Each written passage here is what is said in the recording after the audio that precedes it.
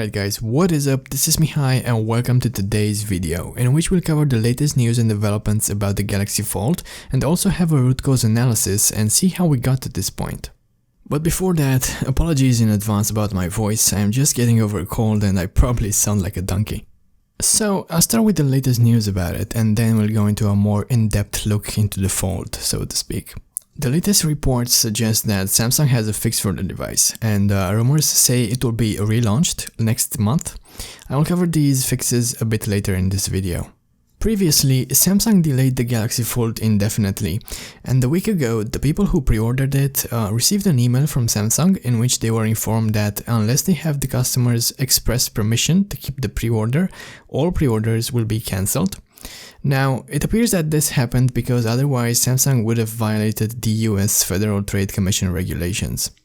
Next day, Samsung's mobile division CEO came out and said that the Galaxy Fold release will not be too late, probably in an attempt to both keep consumers interested and to calm down the shareholders because, let's face it, the Fold has been surrounded in bad publicity lately. Okay, so Samsung has at least two issues to fix with the Fold. The first is the display is obviously not covered in glass, but in multiple layers of some sort of plastic, which allows it to be flexible. And the last layer appears to be a screen protector, but is in fact part of the screen's structure. And when reviewers received their samples, many of them began to peel this outer layer. And for most, the screen went completely black in minutes and never recovered. For this issue, they could at least put visible warnings, which weren't present.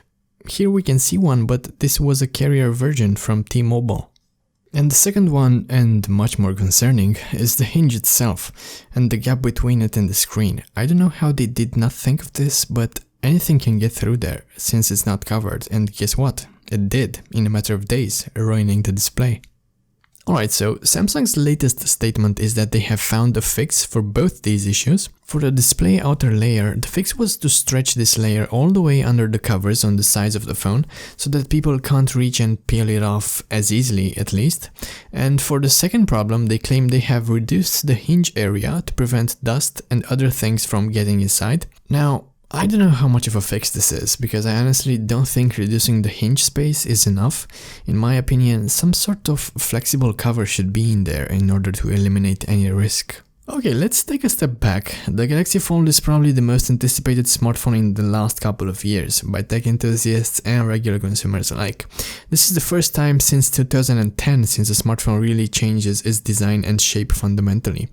The Galaxy Fold no doubt brings a breath of fresh air in a sea of devices that all look the same regardless of the brand.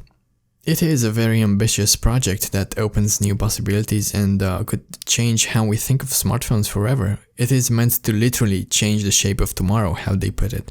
But all these are true only if they manage to keep it alive and overcome these difficulties.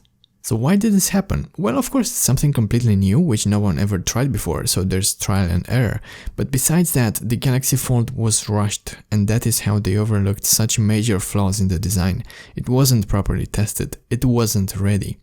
The entire thing was more of a worldwide beta testing of the device when the reviewers got their samples in April and the Galaxy Folds started breaking one by one. It was announced at the end of February, and a couple of days after that, Huawei officially announced their own flexible screen smartphone.